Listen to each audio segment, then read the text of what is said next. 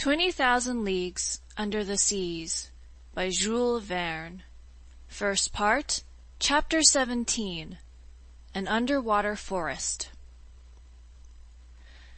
We had finally arrived on the outskirts of this forest, surely one of the finest in Captain Nemo's immense domains. He regarded it as his own, and had laid the same claim to it that, in the first days of the world, the first men had to their forests on land. Besides, who else could dispute his ownership of this underwater property? What other, bolder pioneer would come, axe in hand, to clear away its dark underbrush? This forest was made up of big tree-like plants, and when we entered beneath their huge arches, my eyes were instantly struck by the unique arrangement of their branches, an arrangement that I had never before encountered. None of the weeds carpeting the sea floor, none of the branches bristling from the shrubbery, crept or leaned or stretched on a horizontal plane. They all rose right up towards the surface of the ocean. Every filament or ribbon, no matter how thin, stood ramrod straight. Fucus plants and creepers were growing in stiff perpendicular lines, governed by the density of the element that generated them. After I parted them with my hands, these otherwise motionless plants would shoot right back to their original positions. It was the regime of verticality. I soon grew accustomed to this bizarre arrangement, likewise to the comparative darkness surrounding us. The sea floor in this forest was strewn with sharp chunks of stone that were hard to avoid. Here the range of underwater flora seemed pretty comprehensive to me, as well as more abundant than it might have been in the Arctic or tropical zones, where such exhibits are less common. But for a few minutes I kept accidentally confusing the two kingdoms, mistaking zoophytes for water plants, animals for vegetables. And who hasn't made the same blunder? Flora and fauna are so closely associated in the underwater world. I observed that all these exhibits from the vegetable kingdom were attached to the sea floor by only the most makeshift methods. They had no roots and didn't care what solid objects secured them: sand, shells, husks, or pebbles. They didn't ask their hosts for sustenance, just a point of purchase. These plants are entirely self-propagating, and the principle of their existence lies in the water that sustains and nourishes them. In place of leaves, most of them sprouted blades of unpredictable shape, which were confined to a narrow gamut of colors consisting only of pink, crimson, green, olive, tan, and brown.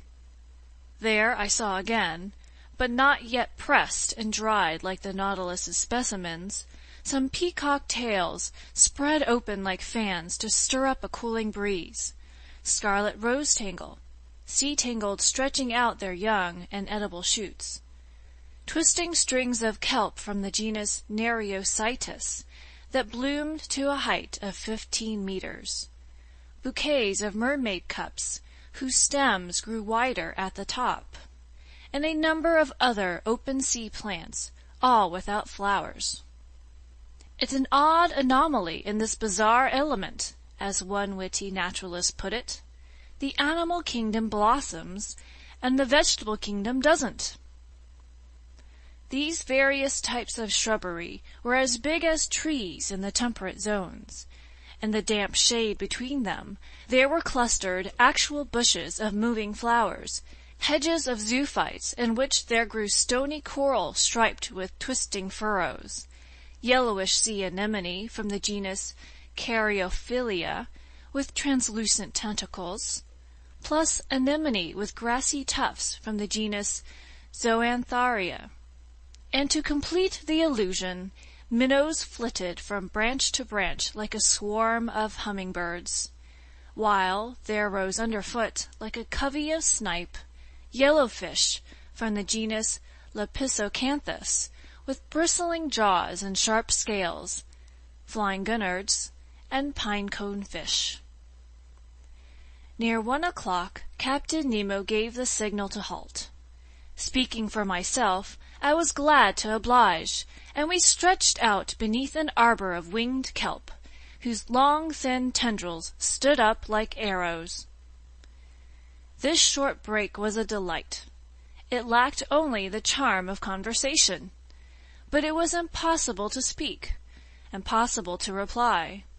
I simply nudged my big copper headpiece against Conseil's headpiece. I saw a happy gleam in the gallant lad's eyes, and to communicate his pleasure, he jiggled around inside his carapace in the world's silliest way. After 4 hours of strolling, I was quite astonished not to feel any intense hunger.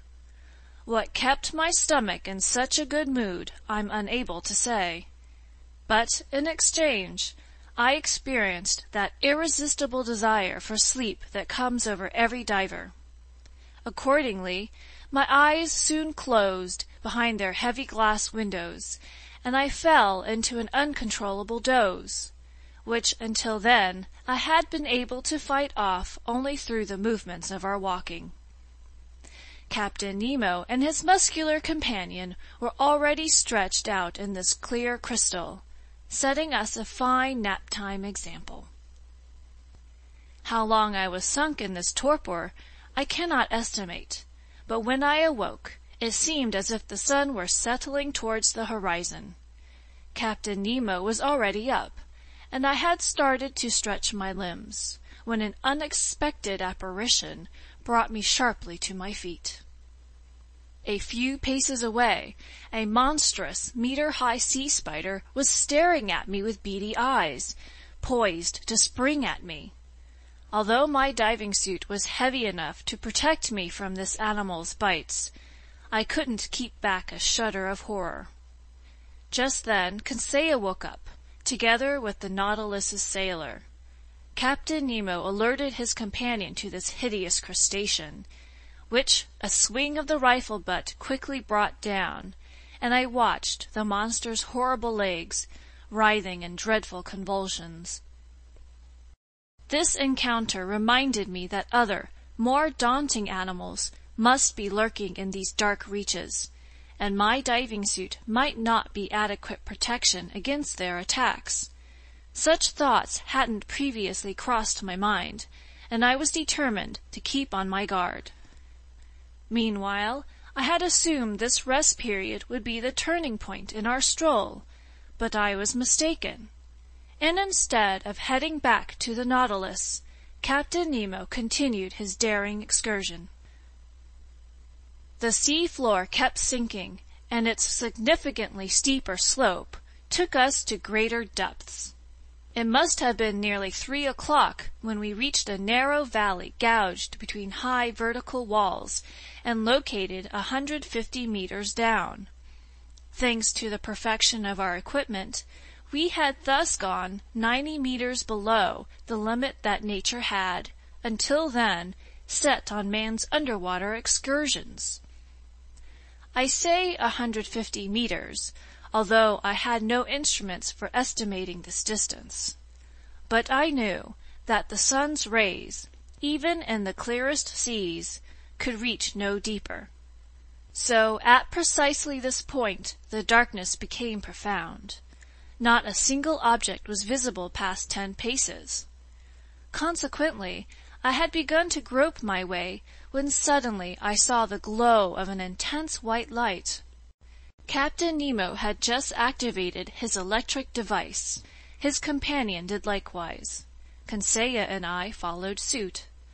By turning a switch, I established contact between the induction coil and the glass spiral, and the sea, lit up by our 4 lanterns, was illuminated for a radius of 25 meters. Captain Nemo continued to plummet into the dark depths of this forest, whose shrubbery grew ever more sparse. I observed that vegetable life was disappearing more quickly than animal life. The open sea plants had already left behind the increasingly arid seafloor, where a prodigious number of animals were still swarming: zoophytes, articulates, mollusks, and fish. While we were walking, I thought the lights of our Ruhmkorff devices would automatically attract some inhabitants of these dark strata. But if they did approach us, at least they kept at a distance, regrettable from the hunter's standpoint. Several times I saw Captain Nemo stop and take aim with his rifle. Then, after sighting down its barrel for a few seconds, he would straighten up and resume his walk.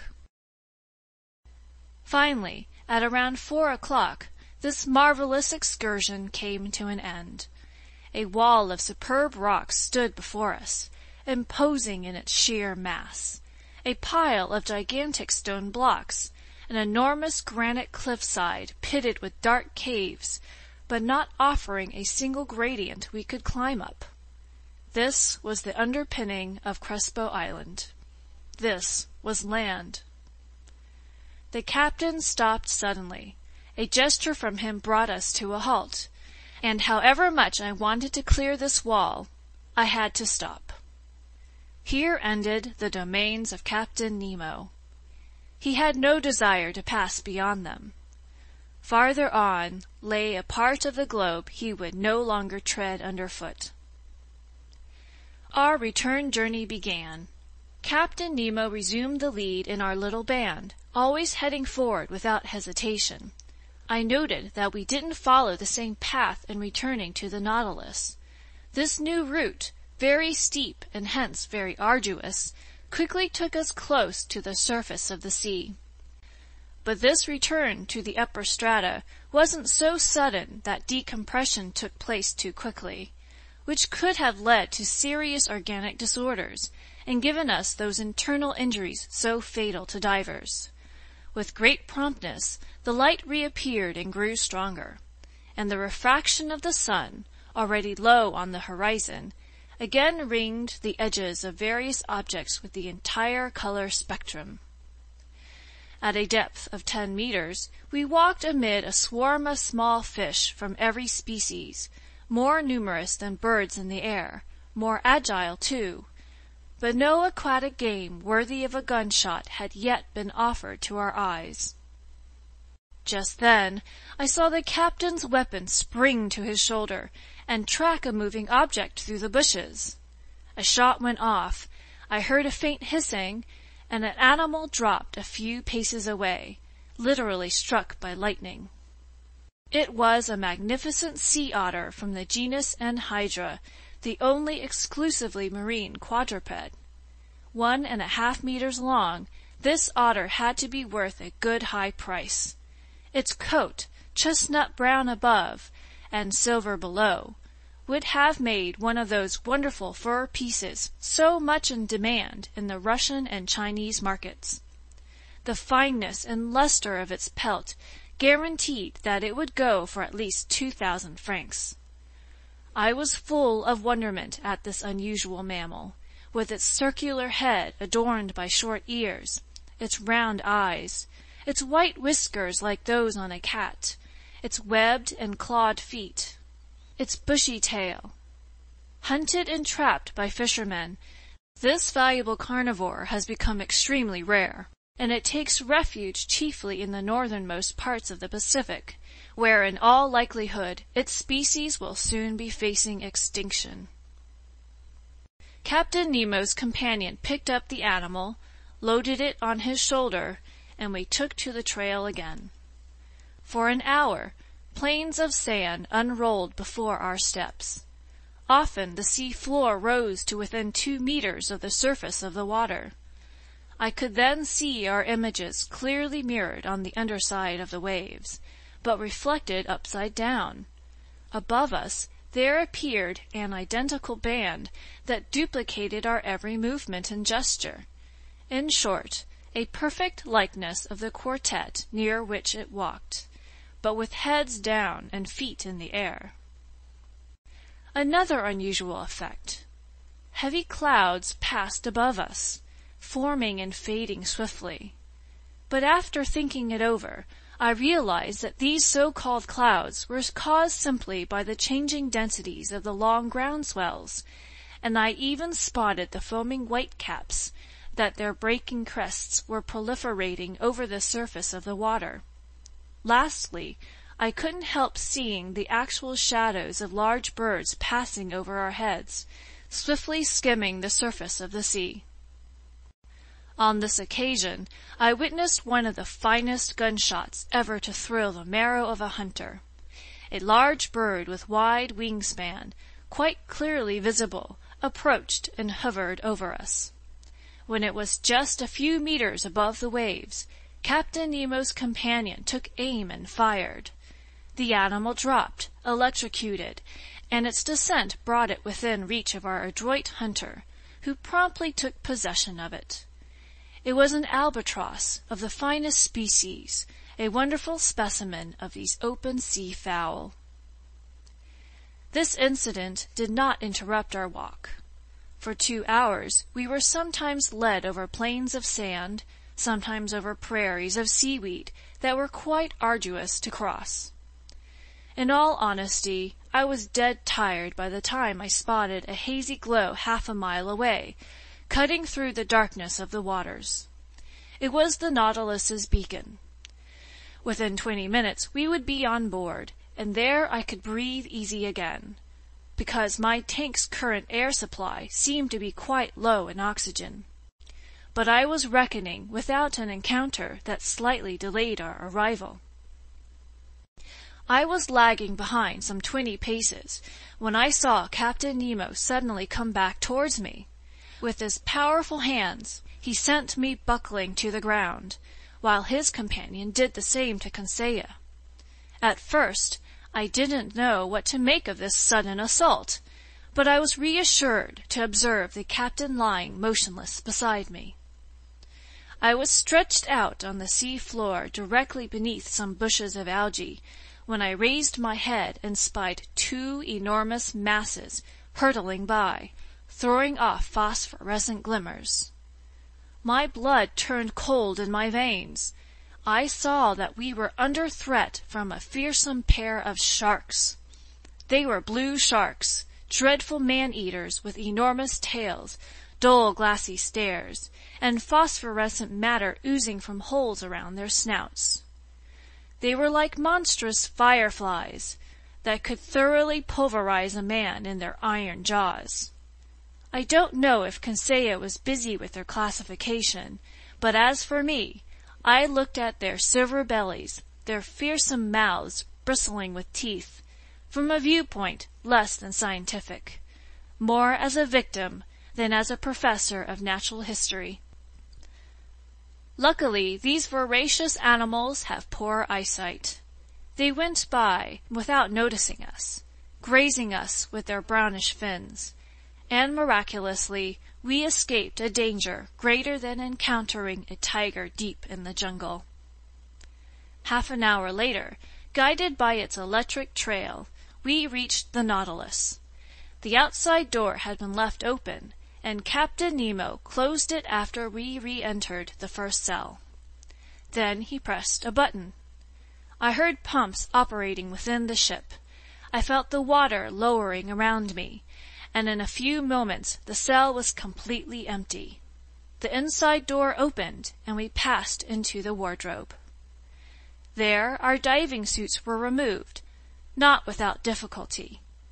And utterly exhausted, faint from lack of food and rest, I repaired to my stateroom, full of wonder at this startling excursion on the bottom of the sea. End of chapter 17.